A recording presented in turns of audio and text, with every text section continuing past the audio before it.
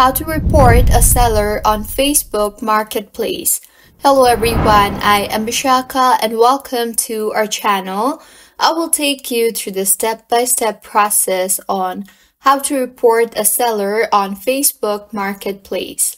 Now, let's get right into the tutorial. Firstly, go ahead and open the Facebook application on your device and tap on the Facebook Marketplace icon on the bottom toolbar of your screen, which also looks like a shop. You will be led to your marketplace.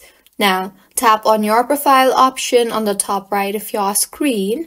You will see the messages option now.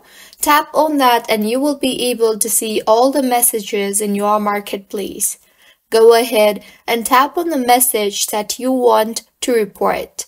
Once you have opened the messages, you will see the option for more options. Tap on that and further tap on the report seller option. You will then be asked to select a reason for why you are reporting the seller. So, go ahead and select the reason for why you are reporting the seller and tap on the submit button. With this, the seller has been reported. You can also go ahead and block the seller if you want. So this is how you can report a seller on Facebook Marketplace. If you find this tutorial helpful, please like the video and do subscribe to our channel for more contents like this. Thank you for staying with us until the end.